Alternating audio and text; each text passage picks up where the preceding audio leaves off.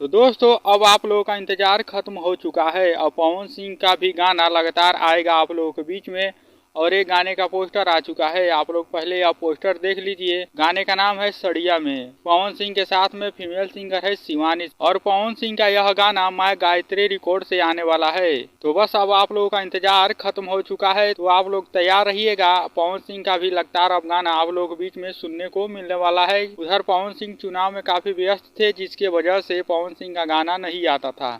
अब चुनाव भी खत्म हो गया है। अब पूरा फोकस पवन सिंह का गाने और फिल्मों पर रहेगा। तो अब आप लोगों का पवन सिंह का बेहतरीन गाना सुनने को मिलने वाला है। तो आप लोग तैयार रहिएगा। माँ गायत्री रिकॉर्ड से पवन सिंह का गाना यह आने वाला है। गाने का नाम है सड़िया में। तो आप लोग पोस्टर भी देख चुके हैं और बहुत जल्द आप लोगों के बीच यह गाना आने वाला है। तो उससे पहले मैं आप लोग बता लूँ, अगर आप लोग हमारे चैनल पर नए हैं तो चैनल को सब्सक्राइब कर लीजिए और वीडियो को लाइक करना ना भूलिए। मैं मिलता हूँ आप लोगों से तब तक अगले वीडियो में नई जानकारी के साथ।